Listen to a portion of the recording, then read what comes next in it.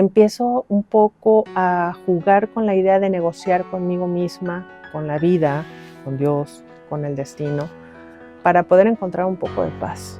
Él abrió una fundación porque no le pudo cumplir uno de sus últimos deseos a su hijo. Es que no puede ser posible. Dios no existe. ¿Crees que cada duelo o cada pérdida trae de la mano alguna ganancia? El ser humano, Isaac, siempre tenemos una posibilidad.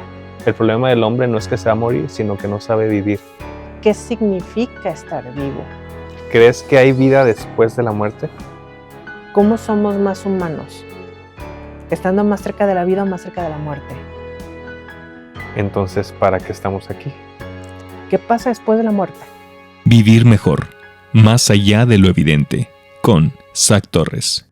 El contenido de este podcast es informativo y refleja opiniones personales. No sustituye asesoramiento médico, psicológico ni profesional. Si necesitas ayuda, consulta con un especialista calificado. Hola amigos, ¿cómo están? Bienvenidos a este nuevo capítulo. En esta ocasión me acompaña Maribel, que es una persona que aprecio mucho, que quiero mucho y que vamos a hablar de un tema que creo que es muy importante para la vida, que es la tanatología. ¿Cómo estás, Maribel? Bienvenida. Muchas gracias, Isaac. Pues muy contenta, honrada de estar acá en tu programa, de que me hayas considerado y bueno, pues feliz de poder compartir con las personas lo que tenemos preparadas para ellas sobre este tema que, como dices, de suma importancia, tanatología, más en este mes que estamos honrando a nuestros seres que ya trascendieron. Entonces, un tema que creo que nos puede hacer un cambio, una diferencia en la apreciación que tenemos de estos conceptos de la vida, de la muerte, de los duelos, las pérdidas. Entonces, gracias por tu invitación. Al contrario, gracias por aceptar y por regalarnos un poco de tu tiempo. Y bueno, me gustaría empezar con esto. A grandes rasgos, ¿qué es la tanatología? Bueno, si te digo a grandes rasgos, me puedo ir con muchos conceptos, pero me gusta mucho la definición exacta que tenemos de la tanatología. Okay. Y me gustaría compartir leyendo cuál es el significado, ¿sí? Y qué es, ¿no?, la tanatología, y partimos de esto. ¿Qué te parece? Perfecto. ¿Vale? Entonces, mira, su definición es una disciplina científica que se encarga de encontrar el sentido al proceso de la muerte, sus ritos, significado concebido como disciplina profesional que integra a la persona como un ser biológico, psicológico, social y espiritual para vivir en plenitud y buscar su trascendencia. También se encarga de los duelos derivados de pérdidas significativas que no tienen que ver con la muerte física o de enfermos terminales. Una definición más concreta es considerarla como el estudio de la vida que incluye la muerte. ¿Qué te parece? Interesantísimo. Sí, muy, ¿no? muy interesante. O sea, algo completamente distinto a lo que yo me imaginé. Para empezar, me llamó la atención el tema que dice que es algo como en ciencia. Es correcto. ¿Qué tiene de científico? Fíjate que la tanatología no era tratada como ciencia, dado que estaba como más en la parte de los ritos, de la parte como sociocultural. Porque, bueno, moría alguien y científicamente se acabó la vida, ¿no? Ya no hay más allá. Se le daba su acompañamiento a nivel físico a un enfermo. No había como este acompañamiento psicológico, el entorno social, pues era de acuerdo al rito de las creencias de las personas, ¿no? Pero llega Elizabeth Kubler-Ross, que ella fue la que empezó a promover este tema de la tanatología, y como todo en su tiempo, ¿no?, de las cuestiones científicas, la verdad siempre detrás de la ciencia. Ella empezó a hacer muchos acompañamientos a enfermos terminales. Es una médica, es una científica, perdón, no sé si está como correcto el término médico. Supongo que sí. Un médico que como médico, pues su pensamiento científico, ¿no?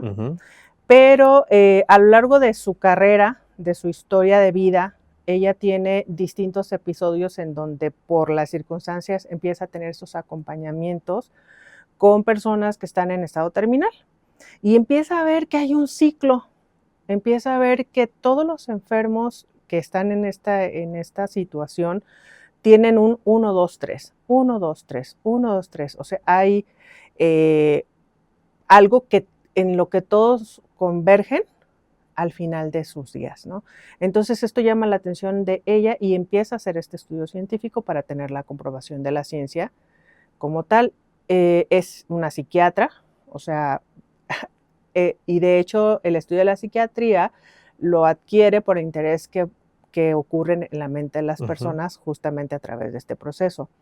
Entonces, como te decía, como todo siempre en la medicina, como todo en la ciencia, ella en sus tiempos tuvo muchísimos detractores, Claro.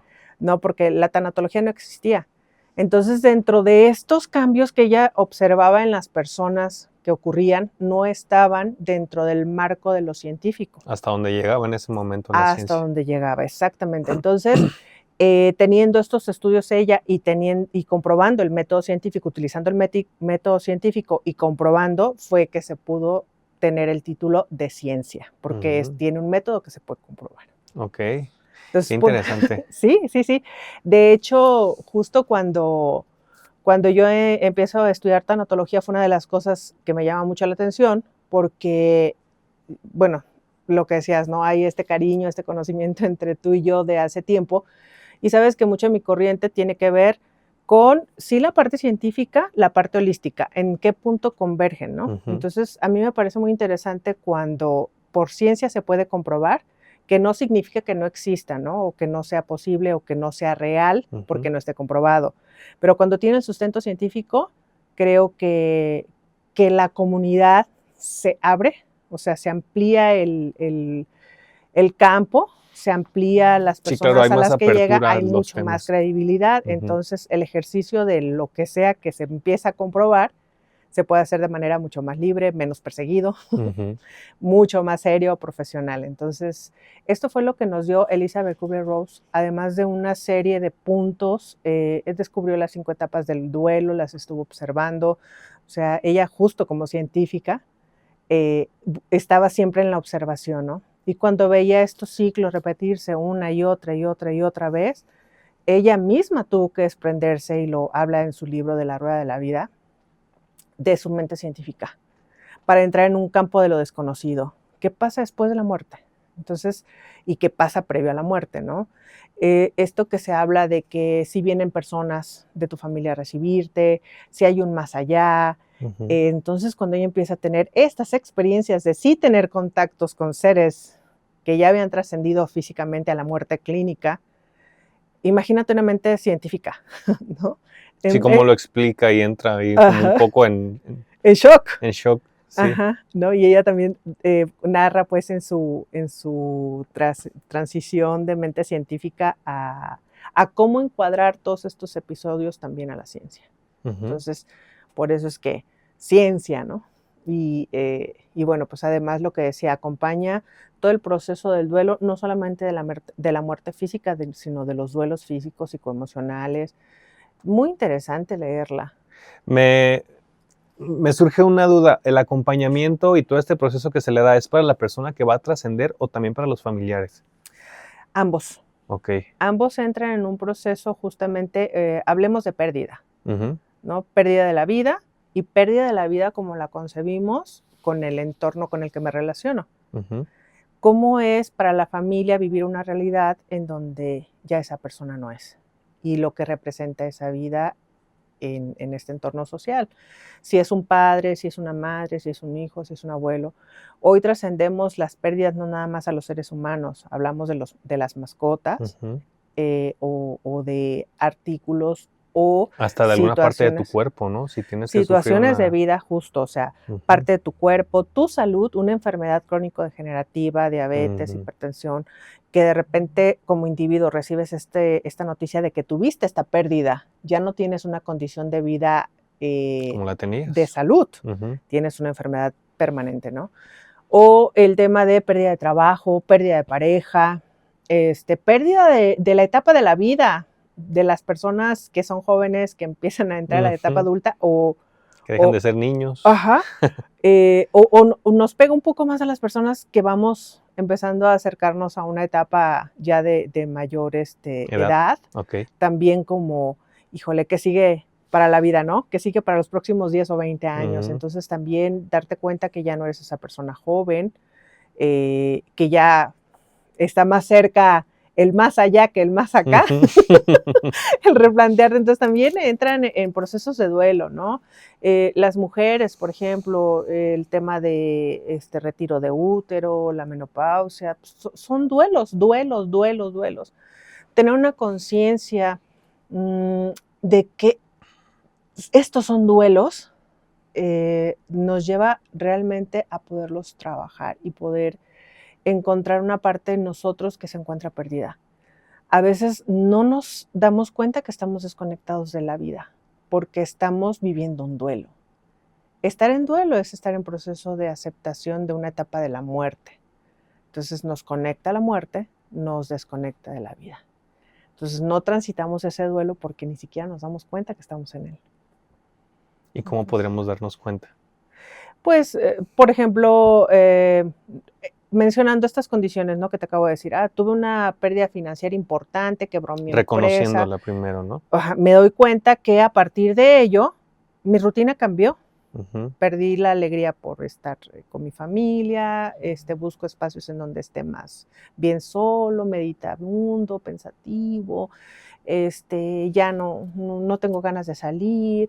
Cada vez voy reduciendo más mi contacto social y me voy aislando. Ese es uno de los principales síntomas que empiezan a aparecer cuando las personas están en duelo.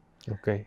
¿No? El no querer comunicar. Digo, ya ni siquiera es que me doy o no me doy cuenta. Uh-huh. Es parte de la conducta, ¿no? Alteraciones en los hábitos que normalmente nos daban alegría o la rutina normal, comer, bañarnos, estas relaciones sociales, hablar. Me gustaba hacer ejercicio, ahora ya no lo estoy haciendo. Me gustaba escuchar música, ya no lo estoy haciendo. Entro en este halo de tristeza. Entonces, lo primero que tengo que reconocer es si yo me encuentro en un estado así, en un estado emocional así, puedo empezar a indagar si hubo una pérdida reciente en mi vida. Y no necesariamente lo que decíamos, una pérdida de un ser amado, ¿no? La pérdida a lo mejor de mi soltería, casarme, aunque pueda sonar como que, ¿no? Porque en realidad, o sea, es una etapa de mucha felicidad, pero también estás en una etapa de readaptación y de duelo, porque estás en una pérdida de soltería en un acompañamiento de pareja, ¿no? En la vida en pareja. Acabo de tener un bebé, estoy en un duelo de haber sido una mujer independiente, totalmente libre, totalmente sin tener a nadie al cuidado de mi responsabilidad al 100%, y ahora ese ser depende 100% la vida de él, de mí, ¿no? Entonces estoy en esta pérdida de mi libertad probablemente, ¿no? Porque además no es que sea real o no, o sea, es cómo lo interpreto, cómo lo vivo, ¿vale? Entonces, si hablamos de interpretaciones, también podríamos hablar de que lo que no es para mí importante, para el otro es muy importante. Y como decíamos, a lo mejor hasta la pérdida de mi peso, de mi figura, conlleva un duelo. Ahora, ¿tú crees que, bueno, se me vienen varias cosas a la mente? Primero, esos duelos todos los tenemos que trabajar y sobrellevar de alguna manera, porque a lo mejor habrá quien trate de evitarlos, que no sé si se pueda, creo que no. Creo que de alguna manera lo tienes que vivir y por algo, ¿no? Como bien dicen, por algo pasan las cosas. Ajá.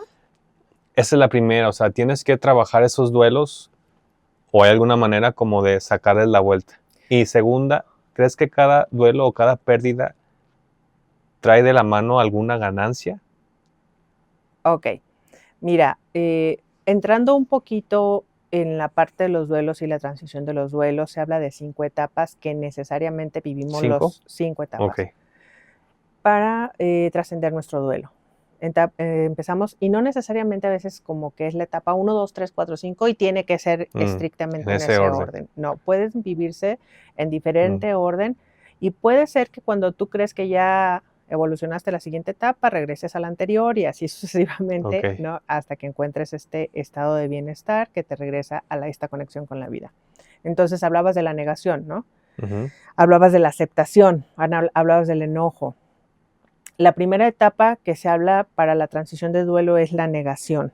O sea, imagínate a este empresario exitoso, regresando a este ejemplo que decíamos de la quiebra de mi negocio, en donde perdí todo mi dinero, mi sueño, mi futuro, ¿cómo podría aceptar este hombre de inicio sentirse en duelo por una pérdida material y reconocer que el fracaso que él está vivenciando, más que fracaso, es un proceso de duelo? Entonces entra una negación de no vivirse en duelo, ¿sabes? Incluso creo que a veces las personas disfrazamos porque no queremos sentirnos vulnerables. Ajá, ante aceptar que estoy en una etapa triste.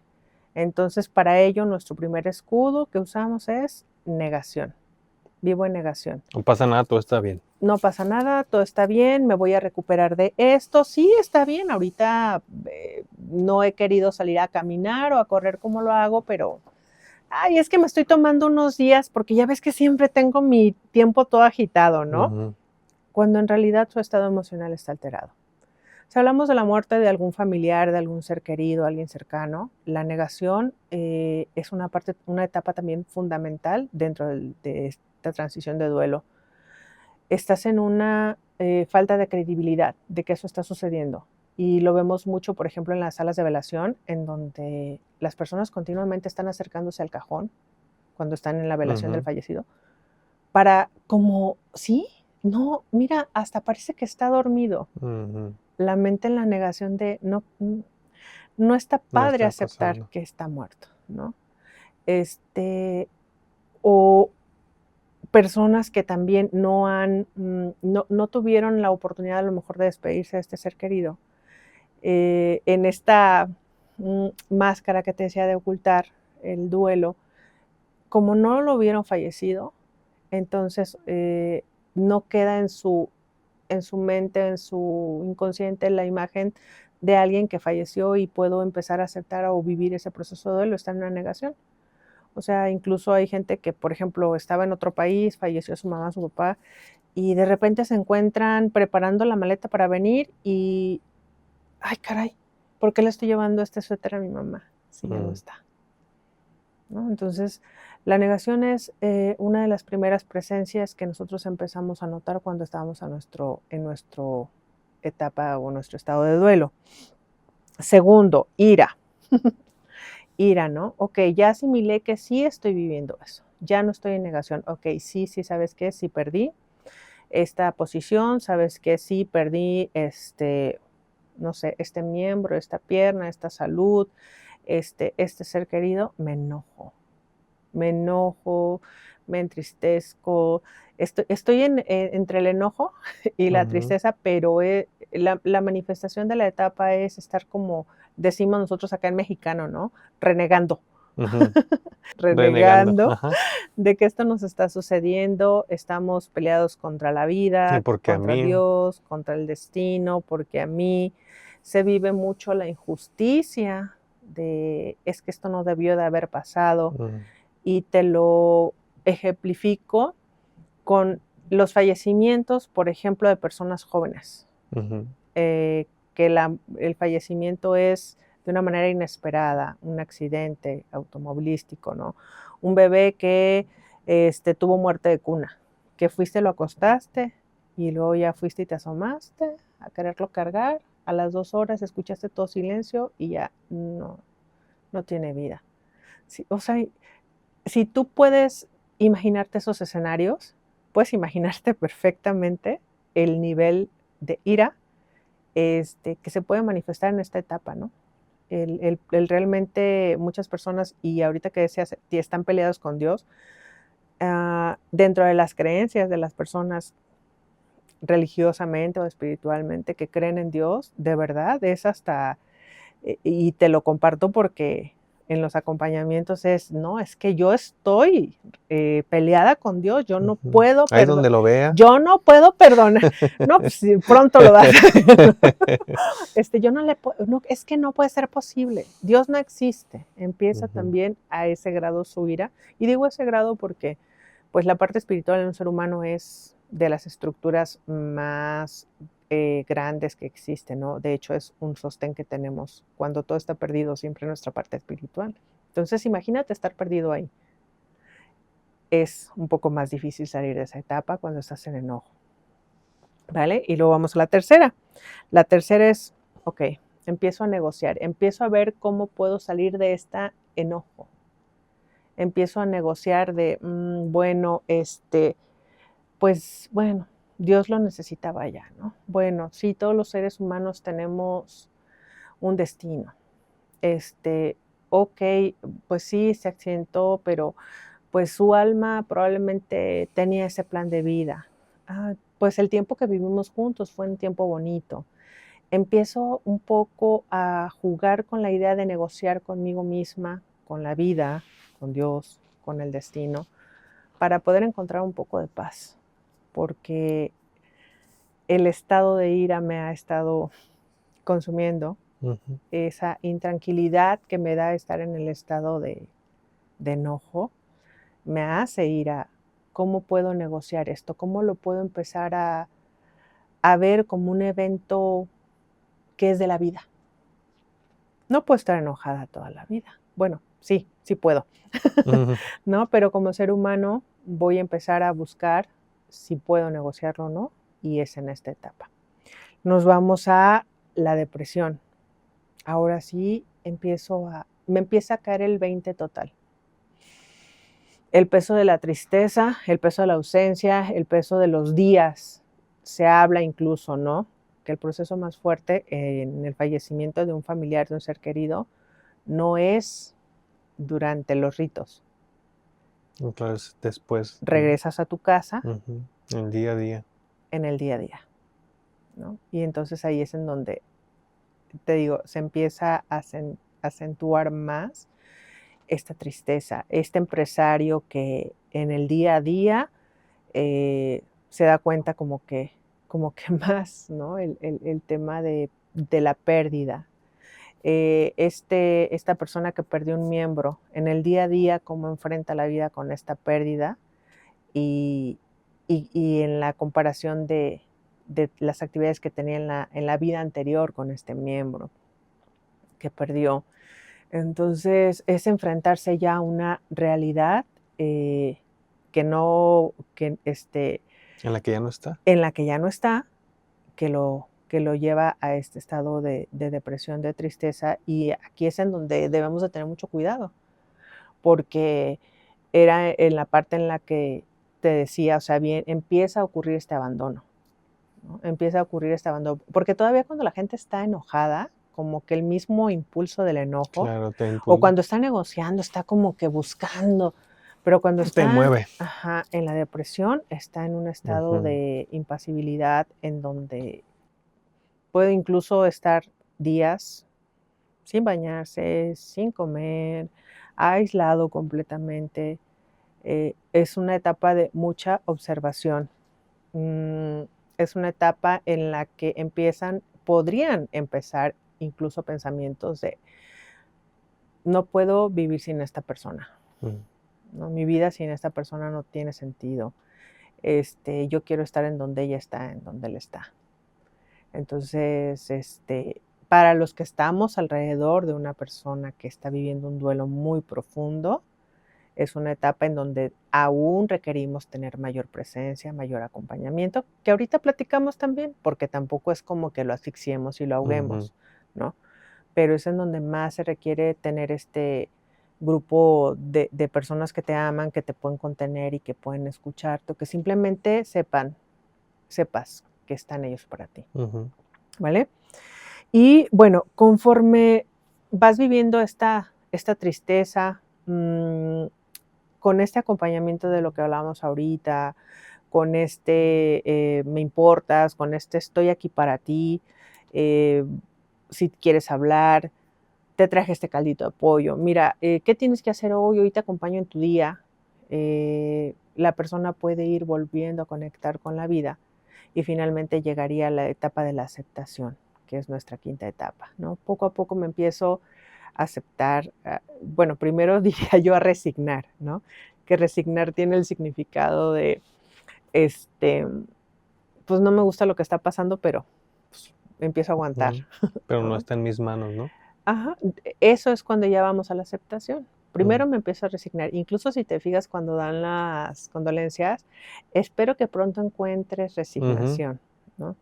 Resignación es, yo sé que no me gusta, yo sé que no te gusta, pero pues es lo que hay. Ujú. Y eso es muy distinto a decir, ok, cumplió su ciclo, trajo alegría a mi vida, está en otro espacio y es algo que vamos a vivir todos, o tengo otros hijos, o tengo que regresar a mis actividades normales, o lo que te digo, o sea, el amor, la contención que vamos teniendo en nuestro grupo, ¿no? De apoyo. Aunado a ello, que hoy sí, a través de tanatología, también tener estos acompañamientos, profesionalmente puedes estar indagando en tus emociones para poder entender en qué etapa estás y poder darle también un resignificado. Hay quien habla, Elizabeth Kubler-Ross habla de estas 5 etapas, pero hay quien empieza a agregarle una más, la resignificación, que tú decías ahorita. ¿Puedo aprender algo de esto? Ujú. Y esa es la etapa de la resignificación. Tal vez, digo, si fallece alguien muy cercano a ti, alguien muy amado a ti, dices, ¿qué tengo que aprender de esta etapa? O sea, la verdad dices, Sí, como que suena hasta un mm. poco absurdo, ¿no? Como que ¿qué voy a aprender? Ajá, suena a lo mejor un poco más en el ego Mm. que en el ser, ¿no? Pero la realidad es que vivir etapas de duelo, de fallecimientos, te acerca más a la vida. Te acerca más a la conciencia de que en algún momento tú también vas a morir, Ujú. ¿no? A mí hay una parte que me gusta mucho darle significado a la muerte, que es honramos a nuestros muertos a través de vivir. Claro. Sí, creo que es la mejor manera de poderlos Ajá. Por eso honrar, ¿no? dice, el estudio de la vida que también incluye la muerte, Ujú. ¿no? Que es, ¿qué significa estar vivo? Y es que es hasta un poco paradójico porque pues, el hecho de que vamos a morir es lo que le da sentido a la vida. Imagínate si nadie muriera, pues qué sentido tendría vivir, ¿no? Hay una Sí, frase que me gusta mucho que dice, no recuerdo de quién es de un filósofo, pero que dice algo así como, el problema del hombre no es que se va a morir, sino que no sabe vivir. Y completamente, ¿no? O sea, nunca sabemos cuándo va a ser nuestro último día, nuestra última mañana, o sea, nadie sabemos cuándo nos va a pasar, pero sabemos que nos va a pasar. sí. Y el estar consciente de todo esto, pues creo que nos ayuda un poco más a apreciar, ¿no? El día a día, la vida que tenemos. Ahorita que comentabas esto de cuando alguien joven pues se adelanta, justo ayer me salió un video de un hombre que está siendo entrevistado que habla de que su hijo fallece, ¿no? El Ujú, hombre roto, obviamente, ¿no? ujú, Eh, y conecto un poco con esto de la resignificación porque él, no sé si está bien decir gracias a eso, pero digo, derivado de la situación que vivió, él abrió una fundación porque no le pudo cumplir una de sus últimos deseos a su hijo. Entonces, pues, él roto y todo como está, en la entrevista obviamente está pues llorando así súper mal, pero a pesar de todo ese dolor, él decide abrir una fundación que se dedica a cumplirle sus últimos deseos a los niños de escasos ujú, recursos, ¿no? Entonces, creo que también muchas veces no es tanto como de qué voy a aprender, sino, ok, ujú. pues todo esto que pasó, ¿Cómo voy a resignificar esto que está exactamente. sucediendo? Esa palabra me gusta mucho, darle un nuevo significado, ¿no? Ujú. Porque nos da la oportunidad de hacer las cosas distintas. Distintas, claro. Ujú. Y en ese significado podemos encontrar un propósito. Ujú. Y fíjate, ahorita que dices, por ejemplo, del fallecimiento de un papá a su hijo, ¿no? Hablando de las pérdidas, también hay como ciertos niveles de pérdidas. Hay pérdidas mucho más significativas. Entre más cercano es el vínculo, Mm. Sí, más fuerte es el dolor. el dolor, la etapa del duelo, incluso puede ser hasta más larga, ¿no? Ujú. No hay una temporalidad exacta, pero se habla de una salubridad en el duelo entre 6 meses, máximo 2 años, dependiendo de cómo vas vivenciando las etapas, más de 2 años sin este acompañamiento, sin esta vivencia de las etapas, o estás estancado en ira, o estás estancado en depresión, o así, ¿no? Y te decía, entre más cercano es el vínculo, mayor es el dolor. Y decíamos, ¿cuál es cuando estábamos estudiando, ¿no? ¿Cuál es el dolor más grande? O sea, de que pierdas a quién. Ya sabes que los seres humanos siempre somos bien curiosos. Bien morbosos, sí. Bueno, tú lo dijiste. Sí, entonces decíamos, y les preguntamos a nuestros maestros, ¿no? ¿Cuál es la pérdida más grande? ¿Te duele más cuando pierdes a tus padres, cuando pierdes a tus hijos, cuando pierdes a tu pareja, ¿no? Y hablando de los vínculos, una de nuestras profesoras, a mí me gustó mucho y me quedó, el duelo de los hijos, ¿no? El duelo de los hijos, decía ella, fíjate, cuando se fallece uno de tus padres, pues eres huérfano, ¿no? Cuando fallece tu pareja, eres viudo. Pero cuando fallece un hijo, ¿qué eres? No hay un término. ¿Deshijado? No, o sea, no existe ese término. El término que ella nos compartió es oque, que es un hueco. Queda un hueco en tu alma que es muy difícil que pueda ser cubierto. No hay nada que pueda ser cubierto ante ese dolor de la pérdida de un hijo. Me hace sentido, no podría decir que es la verdad absoluta, no, es su punto de vista. Sin embargo, sí me resuena por la cultura en la que vivimos. Sin embargo, sí creo de verdad que tiene que ver más con los vínculos que con los lazos sanguíneos o con la consanguinidad, bueno, ser padres o hijos o así, ¿no? Tener lazos consanguíneos. Entonces, he entrevistado, más que entrevistado, he acompañado los duelos de algunas madres y te puedo decir que en mi experiencia por eso es que me hace sentido. O sea, sí es una pérdida fuerte. Otras de las pérdidas que son difíciles también de procesar son las repentinas, de las personas jóvenes. Entonces, cuando vas sumando estos ciertos elementos, imagínate, ¿no? Es tu hijo, es una persona joven, tienes una estupenda relación con él y aparte fallece a los 10 minutos de que salió de tu casa porque un borrachales le pegó a su carro. Entonces, sumados a estos factores, el proceso de duelo se vuelve mucho más grande.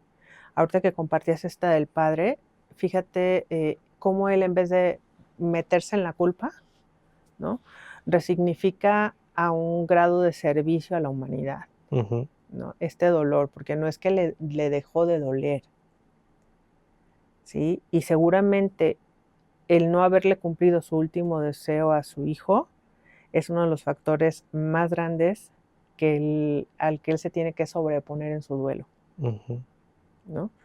Entonces, su hijo, probablemente una persona joven, que creo que sí, un niño me dijiste, no sé si haya sido repentina o no, pero este factor de no le cumplí su último deseo, ¿no?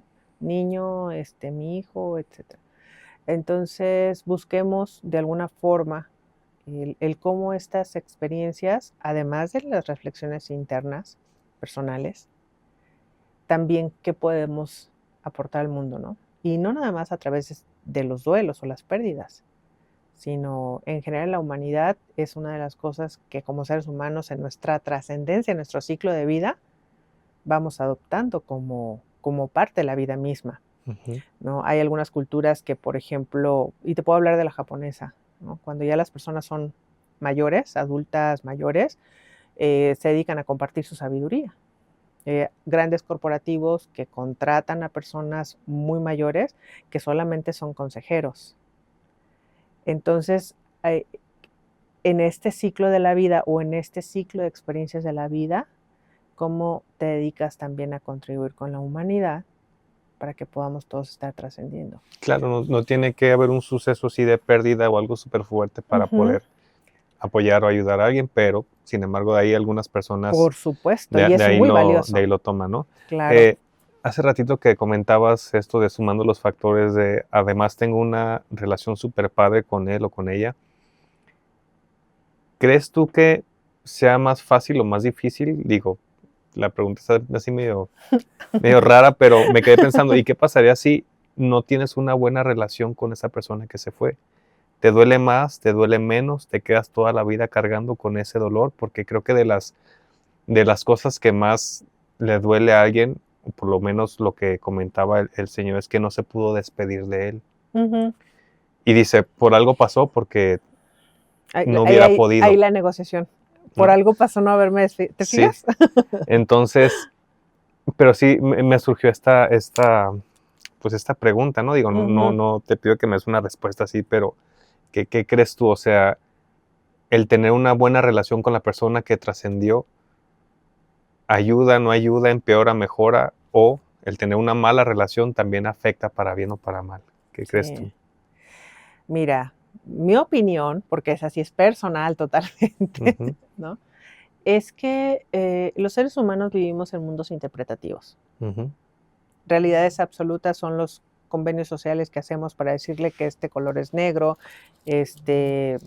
¿no? O sea, que eres delgado, que eres, no sé, a todo lo que podemos generalizar. ujú. Sin embargo, por ejemplo, y es una interpretación el ser delgado, porque a lo mejor tú en otro país no eres Claro. delgado, ¿no? Sí, O en sí, otra cultura, o a lo mejor no eres completamente. guapo, o eres Ujú, feo, o eres atractiva, no sé, yo a veces me quedo impresionada con los estándares de belleza en general, y esto me ayuda mucho a comprender cada cabeza es un mundo, ujú, inmersa en una cultura, inmersa en una familia, inmersa en una historia personal dentro de eso. Entonces, ah, regresando a esta parte de tu pregunta, ¿es un factor a favor o no? ¿Cómo lo vive esa persona? Y bueno, soy curiosa más que científica, ujú, ¿no? Y aunque te digo que me gusta mucho la ciencia porque valida el ejercicio profesional de las cosas, eh, en mi observación de la práctica de los acompañamientos que puedo estar haciendo en tanatología, en coaching, en lo que esté haciendo, algo que he encontrado es que las personas a veces no tienen una buena relación, pero fallece este ser, y lo, ¿cómo te diré? Lo colocan en un lugar en el que socialmente se cree que debe estar. Mira, por ejemplo, mi mamá me abandonó, ¿no? Cuando yo era un niño. O mi papá era un súper golpeador, me humillaba, me abandonó ujú. emocionalmente y hasta a lo mejor físicamente, no lo sé. Yo anhelé siempre tener una buena relación con él, ¿no? Quise que me amara, que me ser reconocido por él. O sea, ser reconocido es mi hijo, mi hija, Ujú, ¿no? Y no lo logro. Fallece y entonces lo pongo en un lugar en donde vivo hoy una realidad, evadiendo la realidad que viví como si él fuera mi superhéroe o ella fuera mi supermamá. Mi papá, que fue lo mejor de la vida, que fue lo mejor del mundo, que fue lo mejor que me pudo haber sucedido es que él hubiera sido mi padre o mi madre. Y esto es una parte de la evasión también a vivir una realidad, ¿no? La realidad es que tal vez yo no tenía esa relación, o sea, él nunca fue mi superhéroe, ujú. o realmente yo nunca me sentí amada. Pero una parte que me puede dar tranquilidad es llevarlo a ese lugar en donde creo que debió de estar siempre. Lo resignificas de nuevo. Ajá, lo resignifico o alimento también la victimización.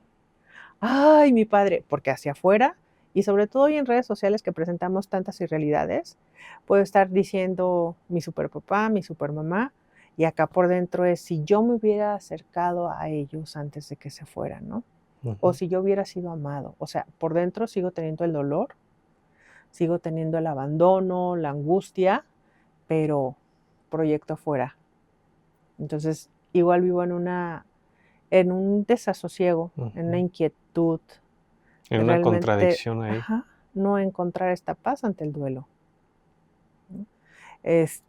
Y para mí es eso, o sea, cómo cada ser humano puede interpretar la relación o el hecho. A lo mejor, como te digo, eso le ayuda a calmar su mente, ¿no? A decir, bueno, ya yo quién soy para juzgarlo, que también eso es otro. Ya lo juzgará ya Dios a donde vaya, ¿no? Y entonces en eso cierras completamente el capítulo a revisar en ti tu realidad emocional ante la pérdida. ¿No viví esto? Pues no lo viví.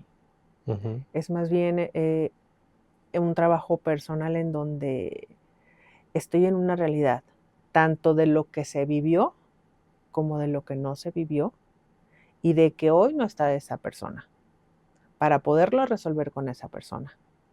Y la responsabilidad de que yo tampoco me acerqué a resolverlo, ¿no?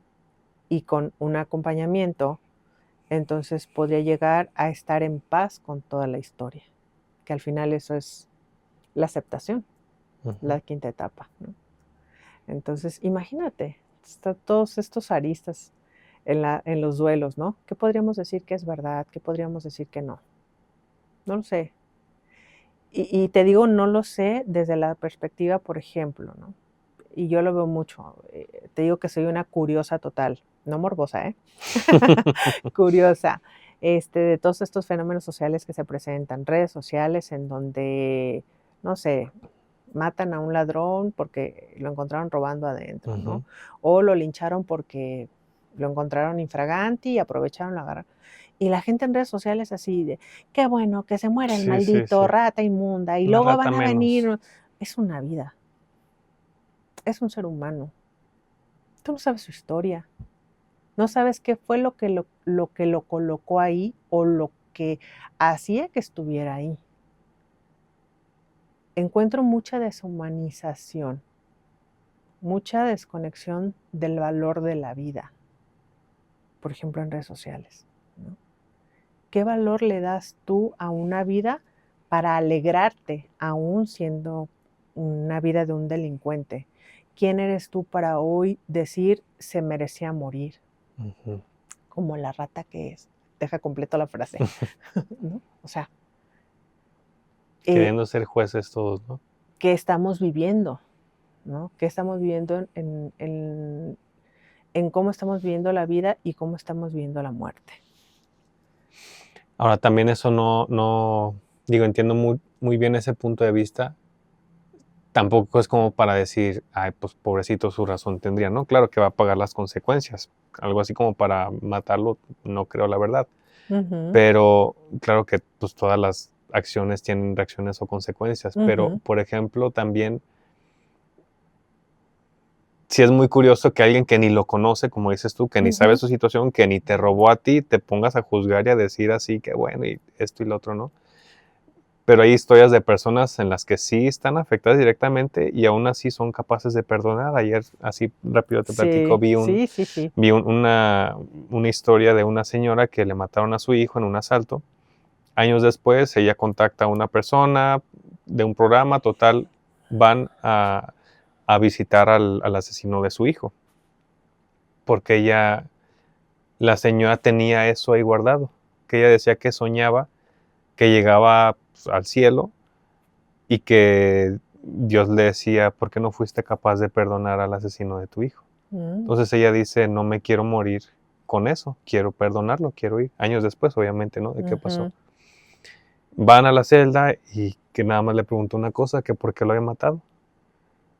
Y le dice, no, pues yo estaba drogado, estaba sacando dinero de un cajero, yo estaba drogado. Lo quisimos asaltar, él puso resistencia y pues decidí apuñalarlo en el corazón. Y que la señora le dice, ok, te perdono.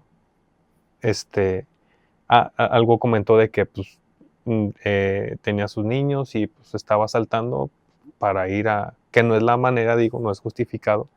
Ese era su porqué. Y la señora, además de perdonarlo, le dijo, yo me voy a encargar de que nada le haga falta a tus hijos. Entonces dices tú, o sea, como alguien que vivió todo eso es capaz de perdonar y alguien que ni al caso viene está haciendo esos juicios, ¿no? Sí está como pues para pensarse. Es una reflexión muy profunda y creo que cuando se nos presentan estas evidencias en la vida de la humanidad, de la conciencia plena de quiénes somos en realidad. Por eso te decía, la parte espiritual es una estructura de las más elevadas que tenemos. Tenemos nuestro cuerpo físico, nuestro cuerpo mental, emocional, energético, etcétera, espiritual. Para mí es de hecho el más elevado, ¿no? Es en donde está la verdadera trascendencia y la verdadera existencia para ti como ser humano, para nosotros.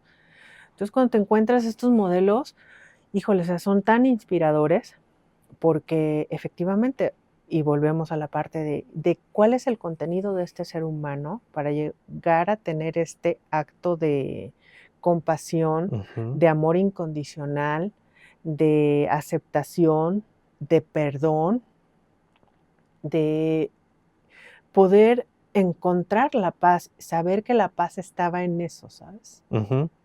Sí, ¿No? sí. Y tener la valentía. Fíjate todas las cualidades que estamos nombrando del contenido de esta persona, ¿no? Y creo que parte del Y la trabajo bondad de... todavía de encargarse de los Sí, hijos del asesino sí, de su o hijo, sea, o sea. y aquí entonces también el cuestionamiento a nosotros, ¿no? ¿Qué nos está faltando? ¿Qué nos está faltando para tener estas prácticas de manera constante? Lo que tú dices ahorita, no justifico que el ladrón ese sea su medio o no, pero hay muchas historias que no sabemos, que se están contando en la vida de las personas y que nosotros somos rápidos para el juicio. Claro. Entonces, hablando del tema de la muerte, incluso desvalorizamos el duelo, por ejemplo, de las personas que han infringido las reglas sociales, los delincuentes, etcétera, porque se lo merecían. Y hasta nos quedamos tranquilos y nos quedamos bien en paz diciendo, se merecían morir. Sí, pareciera como que ya lo degradas a un nivel más abajo de lo humano, ¿no? O sea, ya Ujú, no es, ya es casi como medio entre animal humano, o sea, no tiene el mismo valor que nosotros porque robó, ujú, y tú pero lo no sabes. sabes, exacto. Y como dices, no es una justificación, pero también en la observación de nuestras conductas, si alguien se acerca a pedirte, tiene necesidad de trabajo y te dice, oye, ¿me puedes dar una moneda? No tengo para darle a comer a mis hijos. O te ayudo a hacer algo en tu casa. Pues no lo metes porque te da desconfianza, Ujú, no le das porque en tu mente ya estás, ay, trabaja, flojo, ve, o ujú. floja, estás bien entero. O sea, no sabes las historias que hay detrás de eso y qué fue lo que hizo que esa persona tuviera esta... Llegar a ese punto. Ajá, o puede ser, o sea, tal vez nació en una familia en donde eso era una realidad, Ujú, o en donde incluso, podría ser que, no, mis padres fueron unos explotadores y nos mandaban a la calle a traerle el dinero, la comida, y nosotros teníamos que sacarla como fuera. Y esa es su realidad, y no lo sabemos. Por eso te digo, hay historias que se están contando que no las conocemos, ¿no? Y que regresando un poco al tema de la tanatología, nos acercan a la vida o nos acercan a la muerte. ¿Cómo somos más humanos? ¿Estando más cerca de la vida o más cerca de la muerte? ¿No? Entonces, o tal vez en los extremos, ¿no? Cuando apenas somos niños y tenemos inocencia, o cuando ya somos mayores y tenemos un poco más de sabiduría y experiencia, y en medio es donde en medio. teoría, nacemos con pulsión de vida. Poco a poco nuestra línea, nuestro pulso de vida va bajando. Ujú, ¿Por qué? Porque empezamos a tener nuestros primeros duelos. Mi mamá que se va a trabajar y como bebé vivo su pérdida, mm, ¿no? Mi papá que a los 5 años se fue a comprar cigarros y ya no regresó ujú, y pues no sé, ni me acuerdo de él. La maestra que no me eligió para recitar esa poesía y yo me la había grabado perfectamente.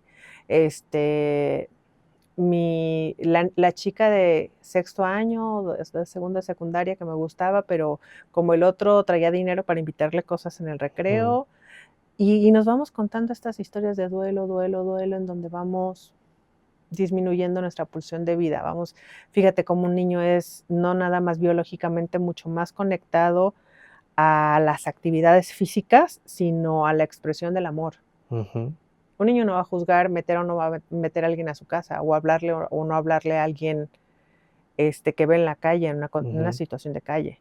Tú eres, como adulto, quien le está mostrando una realidad de lo que debe de ser. Esto es peligro, esto es malo, esto es bueno. Tienes que sentir amor solo por la belleza, tienes que sentir compasión solo por la gente buena. Empiezas a mostrarle cómo es el mundo y ahí es en donde empiezas a disminuir esta pulsión de vida.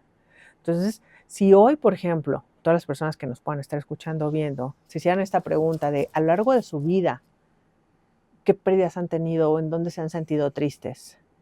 Podríamos encontrar probablemente mayores, y esto en un ecosonograma lo lleváramos como en la línea, ¿no? Hacia abajo, de la tristeza o de la decepción o de la pérdida, probablemente estarían marcadas nuestras pulsiones más hacia abajo que hacia arriba. Los picos de cuando vino el niño Dios, cuando festejaron mi cumpleaños, cuando vino mi abuelita a visitarme, ¿no? Entonces ahí es en donde veríamos un poco el equilibrio y tal vez podríamos reconocer algún duelo no resuelto. No necesariamente que me tiene triste hoy y que no sé ni por qué. Porque a lo mejor se conecta con algo que viviste hace 10, 15 años, ¿no? Así es. Entonces, híjole, fíjate, estamos hablando de muchas cosas en relación a los duelos, a las pérdidas. No me gustaría dejar de mencionar algo que es súper importante también en esa cuestión de los duelos. Duelos no resueltos, Isaac. Ok, estamos hablando de las personas que tenemos estas pérdidas, ¿no? En donde falleció alguien, se me perdió, me perdí mi pierna, la vista, la juventud, lo que sea que yo interprete como pérdida importante para mí. Pero ¿qué pasa cuando una persona desaparece de mi vida? Desaparece y nunca vuelvo a saber de él. ¿Cómo proceso ese duelo? No es era y ya no es. Era que tenía 2 piernas, ahora es que tengo una. Era que tenía una empresa, ahora es ya no lo tengo. Era que tenía a mi mamá, ahora ya no la tengo. Era que estaba mi hijo, pero no puedo hoy decir que ya no lo tengo. Sí, esa incertidumbre de saber si sigue o no sigue.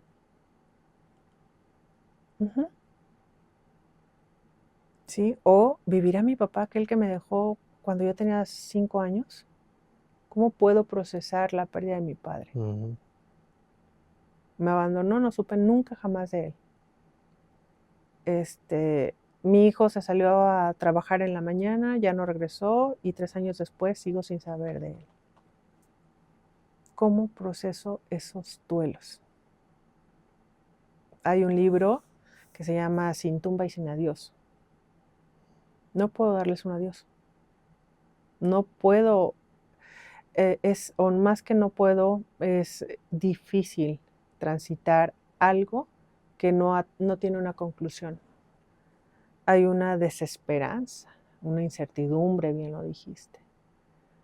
No puedo cerrar el ciclo porque ¿a dónde voy a llorar? ¿A quién le voy a llorar? Y ha habido historias en donde 10, 15 años después aparecen personas desaparecidas, que las tenían en otro país, no sé, son los menos casos, pero ha sucedido, o a los 3 años o así, ¿no? Creo que como ser humano es uno de los mayores retos a los que te enfrentas en tu espíritu, en tu existencia, en tus emociones, en todo. Te lo estoy diciendo y vivencio esta sensación de cómo lloro o cómo sigo manteniendo la esperanza. Ni siquiera sé qué sentir ante algo que no sé la realidad. No me puedo resignar a que se perdió, a que falleció porque no sabes. No sé. Pero no sé si puedo mantener la esperanza o no porque hace 4 o 5 años. Y todo el mundo a mi alrededor me dice que siga mi vida.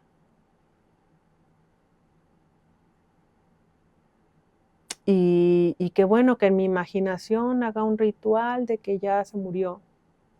No puedo. Quiero imaginarme, quiero pensar y quiero sentir que aún vive. Quiero seguir conservando esa esperanza, ¿no? Son situaciones inciertas a las que nos enfrentamos aún los seres humanos. Lo que nos va a salvar siempre de ello es el acompañamiento terapéutico, el poder comprendernos viviendo esa realidad que es, que no me gusta, que no la acepto, que no la quiero, pero que es. pero que es. Y aquí estoy, viva, como vivo, realmente vivo con esto, ¿no? Acompañamiento terapéutico, la contención y amor de mis cercanos y continuar, ¿no? Te digo, un gran desarrollo del ser ante una experiencia como estas, ¿no? Y son en los acompañamientos terapéuticos también de lo más fuerte, y volvemos a la parte en donde cómo el ser humano resignifica. El ser humano, Isaac, siempre tenemos una posibilidad. Sí. ¿Cómo elegimos vivir esto? Incluso está el caso de Frankl, ¿no? O sea, el famosísimo que le tocó estar en los campos y todo, y pues él como científico se puso ahí a observar, que él dijo, yo voy a salir de aquí y voy a hacer un libro. Y tan fue así que así pasó, y no era el más fuerte ni o sea, era el que él tenía claro lo que iba a pasar, lo que quería que pasara, y cómo fue justo esto resignificando y moviéndose ¿no? hacia lo que él quería. Así es. Y tenemos, por ejemplo, mamás buscadoras haciendo este grupo de apoyo, ¿no? Esta línea de primera contención en donde todas vivimos esto. Sabemos lo que se siente. Nos tenemos a nosotras. Sí, ya no te sientes como el bicho raro, ¿no? De que nadie más está pasando esto y no sabe qué estoy sintiendo. No sé si voy a encontrar el mío, pero te ayudo a encontrar el tuyo. Te ayudo a buscar el tuyo. Te ayudo a buscar el de no sé quién, pero tenemos que encontrar. ¿Cómo resignifico esto? Y ahí te digo, la fuerza mayor, creo, del ser humano. ¿Cómo voy a elegir vivir esto? Porque creo que ellas, hoy las mamás buscadoras, ¿no? Los grupos de mamás buscadoras, nos ponen un parámetro de humanidad de lo más alto. Ante estos procesos incompletos, esta fuerza, este acompañamiento, esta humanización, esto que tú me compartías, por ejemplo, del señor de la fundación que se dedica a cumplir los deseos, los últimos deseos, es algo enorme, grande, ¿no? Pero cuando nos enfrentamos a la incertidumbre, no minimizo tu dolor, pero tú tienes que ir a donde llorarle a tu hijo y tienes este resignificado. Y sabes que ya no está. Hoy te digo, yo no sé si voy a encontrar el mío, pero estoy ayudando a buscar a otros. Y estoy dando consuelo a otros, ¿no? Y estoy buscando si en algún momento mi alma, mi ser, mi todo va a tener paz de poder. Es más, y creo que mi paz incluso es la que me puede llevar a sostenerme en esta misión, ¿no? O cómo surgen fundaciones en donde mamás de chicos que simplemente aparecen victimizados con el tiro de gracia, ¿no? Cómo yo te acompaño en ese proceso para esas mamás específicamente, ¿no? En donde no sean juzgadas, en donde no les digan, tu hijo se merecía eso por andar en malos pasos, en donde vean a una madre inconsolable llorando la muerte de su hijo.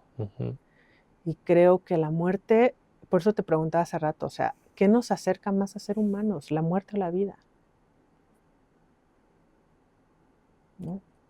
Entonces acá es a mí que me acerca más. a ser ser humano. Me gustaría ahora hacerte esta pregunta. ¿Crees que hay vida después de la muerte? Sí. Sí lo creo. Te decía que Elizabeth tuvo una experiencia de... Experiencias cercanas a la muerte, ¿no? Que le llaman. No nada más experiencias cercanas a la muerte en donde No, la perdón, persona... Ay, se me fue el término. Bueno, previo a, Uh-huh. decía, no, hay una mejoría, una persona con mucho optimismo, parece que recupera la salud, empieza a resolver todos sus encargos con su familia, come lo que quiere comer, pide como su antojo, está en Vive. muy buen estado de ánimo, incluso hasta lo dan de alta si es que está en alguna institución médica, y hay quien regresa a morir al hospital, que no es lo recomendable, de acuerdo a Elizabeth, es mejor morir en casa con tu familia y en tu ambiente, ¿no? Y previo a estar en este estado agónico, o sea, a tu muerte, que estés en este estado agónico, hay quienes vienen de acuerdo a sus creencias religiosas, vienen seres que ya trascendieron, que son de tu familia, pero lo más interesante de esta pregunta, ella documenta casos de personas que habían muerto clínicamente, o sea, no tenían signos vitales, Uh-huh. y después de horas, días, fallecidos regresaban a la vida. Y contaban todos, sin excepción, qué había ocurrido. Hay un doctor también español que también tiene Uh-huh. incluso ya científicamente comprobado de que hay una vida después de la muerte, ¿no? Uh-huh. Y justo también habla de esto, de personas que en el quirófano están clínicamente muertas, Uh-huh. que por medio de reanimación y todo las recuperan, y que la gran mayoría hablan pues cosas muy similares, si no es que lo mismo. Y es ahí donde, por ejemplo, algunas personas dicen, no, pues es que fue alucinación o esto. No, pues estaba clínicamente muerto, no pudo haber alucinado, porque además las alucinaciones pues son sin orden, no tienen una lógica, y todas estas personas te narran lo mismo, qué es lo que pasó, que podían ver lo que estaba pasando al lado, estos seres de luz que llegan. Cómo la gente, por ejemplo, interrumpiéndote un poquito, recuperaba todas sus capacidades, ¿no? O sea, quien era invidente, ciego, no tenía vista, ve.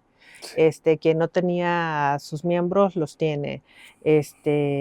O sea, se manifiestan como seres completos en un estado de paz y de plenitud que ni siquiera quieren regresar. Exacto. ¿no? Sí. Y que cuando regresan es porque alguien, algo, los necesita o les tienen dijo algo. que no era su tiempo aún, ¿no? Entonces, se abren muchas reflexiones ante esto.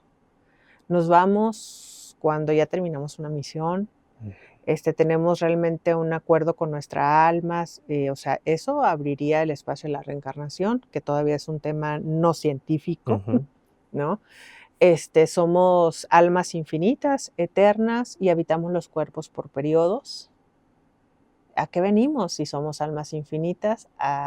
Eso es lo que te iba a preguntar. ¿Tú a qué crees que venimos entonces, si de alguna manera esta es nada más como la funda y una vida pues finita? Bueno. Pero si nuestra alma, nuestro espíritu sigue estando, entonces ¿para qué estamos aquí? Bueno, en la concepción de Maribel, nosotros somos espíritus o almas en perfeccionamiento, ¿no? Que venimos a la Tierra a seguir trabajando en esta brillantez de ser uno con el todo. Creo que el uno con esta fuente de amor infinita, todo, es lo más puro. El material o la energía o lo que sea que sea este ser es lo más puro que hay, y creo que nosotros estamos como en esa purificación o en ese estar en este brillo, en esa sincronía, para ir al Padre, para ir al centro, para ir a esta fuente de amor infinita. También creo que venimos a divertirnos, venimos a hacer conciencia, o sea, hacer conciencia de de que somos esos seres, ¿no? Venimos a divertirnos porque el cuerpo, siendo cuerpo, es lo que nos permite sentir, cosa que como almas no experimentamos, no experimentamos los sentidos, y los sentidos son para darnos gozo, solo que a veces somos medios cabezas duras y nos vamos más a una experiencia, elegimos más experiencias de dolor, de sufrimiento, de drama, de muchísimas cosas que nos alejan del verdadero propósito, ¿no? Y fíjate cómo, por ejemplo, esto podría resignificar como ser humano el decir, si todos tenemos esta misión y esta persona ya cerró justamente su misión, yo estoy en gozo porque significa que rápido completó su misión y regresó a ser este ser, y entonces está ante una presencia más evolucionada de sí mismo, de este ser de luz, ¿no? Pero creo que nos falta todavía. Es una asignatura pendiente como seres humanos, comprender esta naturaleza de amor, esta naturaleza de felicidad, de gozo, de merecimiento, de alegría, de estar aquí, de no necesito ser nadie, ya soy alguien, no necesito competir, hay para todos. No necesito que el otro sufra. ¿Cómo ayudo para que el otro no sufra? ¿No? ¿Cómo hago yo para evitar mi propio sufrimiento? No desde una evasión, sino desde una conciencia de toma de decisiones. Porque estoy eligiendo sufrir, porque estoy eligiendo decisiones que me llevan a sufrir. Entonces, nos falta como ser humano, creo, en esa parte, esta conciencia. Realmente creo que vivimos, hablando de la vida y la muerte, vivimos muy en el día, muy en la solución inmediata, en la satisfacción del ya, desconectados de nosotros mismos, en las satisfacciones materiales, buscando mucho afuera la felicidad, afuera la tranquilidad, afuera la alegría, y nos desconectamos de, puedo elegir cómo vivir esto. Lo decías ahorita de Víctor Frankl. Él vivía en campos de concentración y cómo eligió vivir esto, ¿no? O como hoy estas personas de las que hemos compartido y muchas que seguramente tienen historias muy conmovedoras y que también conocemos y otras no, han elegido y te decía, son nuestros grandes maestros, ¿no? Hoy nos ponen en esta asignatura pendiente una claridad de saber que se puede. Sí, es completamente una decisión o una elección que no por eso quiere decir que ya no vas a estar viviendo esa situación o ya no te van a doler. Por ejemplo, en ese caso, no sé si los golpeaban a los que estaban en los campos, o sea, no cambia lo que estás viviendo, pero sí tu percepción hacia eso. Hay una frase también que me gusta mucho que dice, si yo cambio, todo cambia, ¿no? Entonces, sí, no es que mi percepción es que este sillón ya no va a ser rojo y ¡pum! De repente cambia de color, claro que no. Lo que te decía de los consensos sociales, o sea, a le llamamos rojo porque es una manera en la que todos podemos comunicarnos. Imagínate que cada quien nos comunicaríamos como fuera y que para ti fuera verde y para el otro es pues azul no y para el otro es amarillo y para el otro, espérate, sí, ¿no? Pero sí, definitivamente. Y todos tengan razón. Exacto. Pero sí, o sea, el hecho de poder decidir o elegir te cambia completamente la perspectiva y por ende te cambia pues la vida, ¿no? A final de cuentas. Totalmente. Pues, Mari, ya para cerrar, ¿habrá alguna frase, metáfora, analogía que te gustaría como compartir? Digo, no para resumir todo lo que hablamos porque fueron muchos temas, sí. Pero algo con lo que te gustaría cerrar. Entre más vivimos, más morimos. Okay. Esa sería la frase con la que me gustaría cerrar. Pues ya escucharon, amigos, muchísimas gracias. Coméntenos por acá qué les pareció, califíquenos, síganos, compartan y nos vemos o nos escuchamos en otro episodio. Gracias.